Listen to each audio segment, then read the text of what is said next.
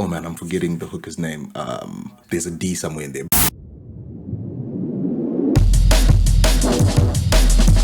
Aston experience.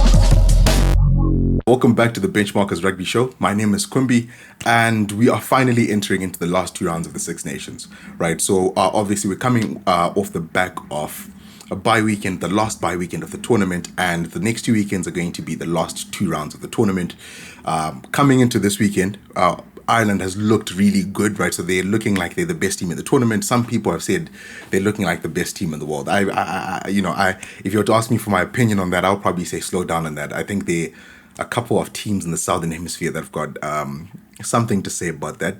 But for now, they definitely look like they're the best team in the Six Nations. I think they're more than 5 points ahead. I think probably about 6 points ahead in the on the table. But for this weekend, England are going to be hosting Ireland at Twickenham, right? So that's a massive opportunity for England to close that gap because they've lost one to Scotland in the third round.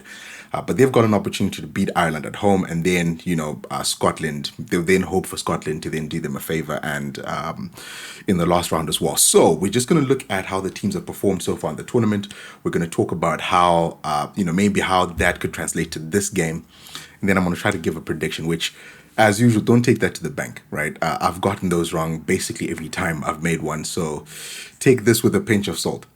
All right, so we're just going to start with an overview, right? So how the overall games played out, the outcomes of the game, the possession, the territory, and so on. Looking at the points per game, the tries, Ireland are obviously scoring a lot more than England are, right? So they've got 35 points a game. England have 21. England have had very tight games. I think most of their games, the games that they won, I think they won one game by 1 point, another game by 2 points. So they're winning really tight. They're not really dominating, or at least taking their chances. And we'll look at some of the other stats, especially in the attack. They're not really taking their chances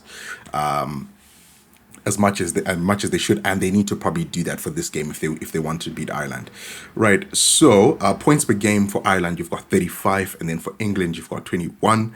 Ireland is scoring a lot more tries, 5 tries per game. England are scoring 2. And then conversions, because obviously Ireland is scoring 5 tries, a lot more tries. They've got 4 conversions. They're converting on average 4 of their 5 tries per game, and then England are converting less than half, right? So, but less than half would mean you're missing like 1 or 2 conversions a game. So that's you can't really take much out of that stat. And then penalties, right? So England are trying to go more for 3. So you've got a lot of people who I think, well, not a lot of people. If you look at the way these two teams play the game, right? So England are a little bit more compact, and then Ireland are trying to play a lot more expansive, a game that's a lot more expansive. Again, we'll look at the attacking stats and see how that translates in that part of the game.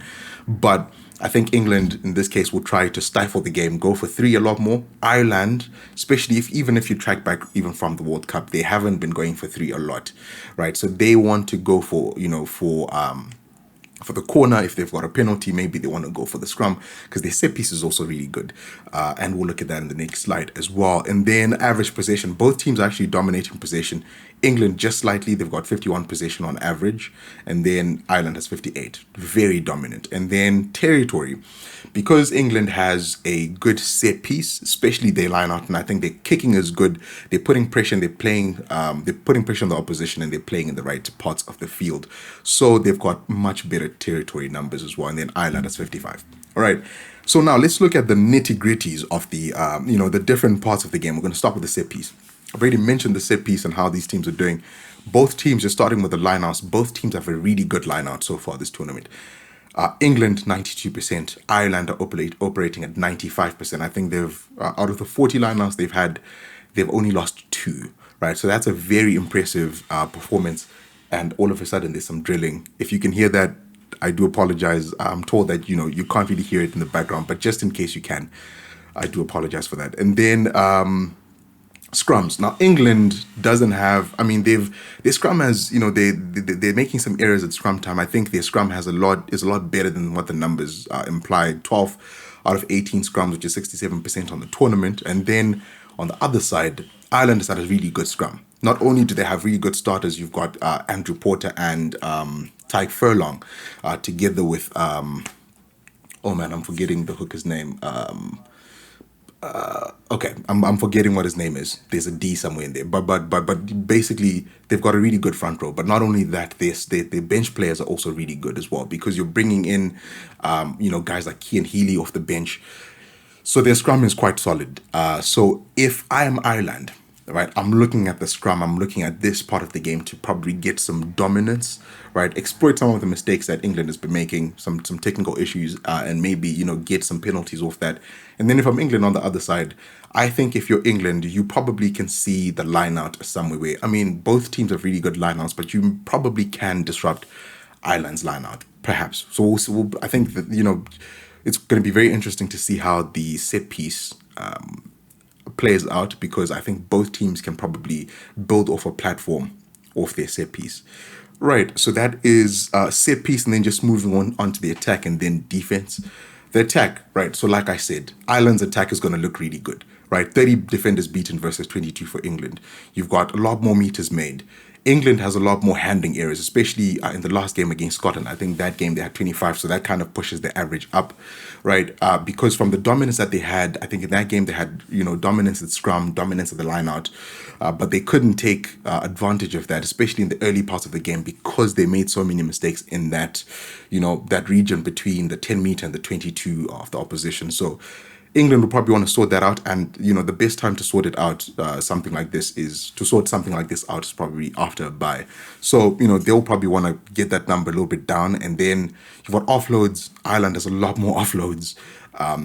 Interestingly enough, Ireland has more kicking meters or fewer or fewer kicks, right? So they're kicking longer on average than England are, right? So which I think that's kind of interesting. But obviously you've got guys like James Lowe on that team.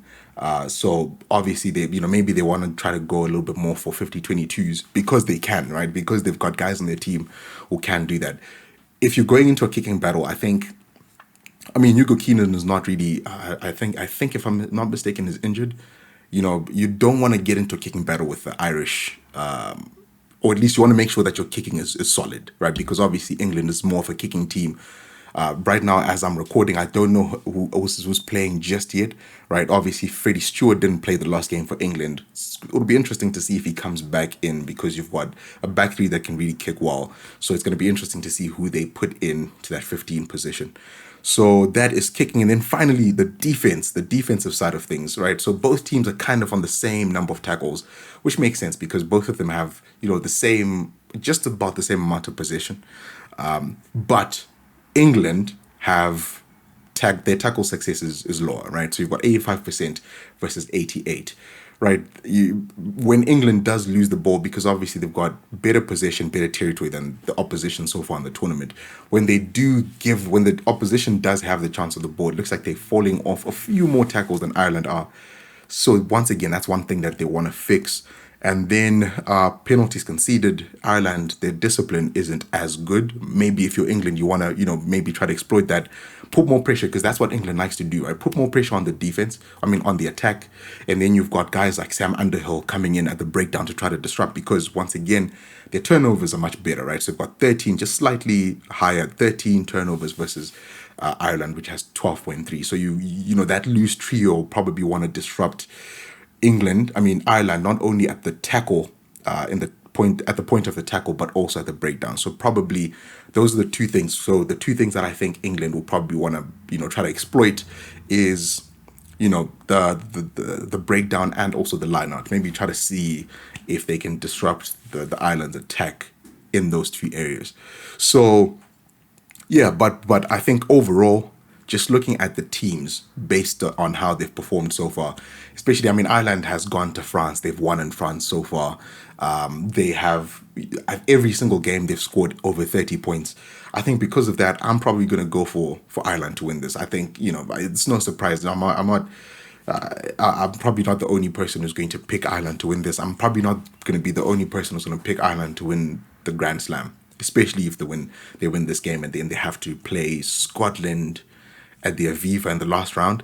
So yeah, I think Ireland can put England away in this game. But again, it's going to be interesting to see the set piece, the breakdown, and just how, if England just managed to do that little rush defense that they like to do, and also how Ireland can also respond to that, because they like to then, because if any team can break down a rush defense, it's going to be Ireland, because they like to bring in those guys who are running out the back. There's inside passes. They can also delay passes as well. That's something that is very effective when it comes to rush defense. So that's going to be interesting to see. So yeah, obviously I'm going to be enjoying, I'm going to be watching, and then we're going to talk about it in the next week as well. In the meantime, if you have anything that you would like to to comment on, to contribute, please would love your contributions and your comments in the comment section. But also don't forget to like the video, subscribe to the channel if you haven't done so already, and we'll see you in the next video.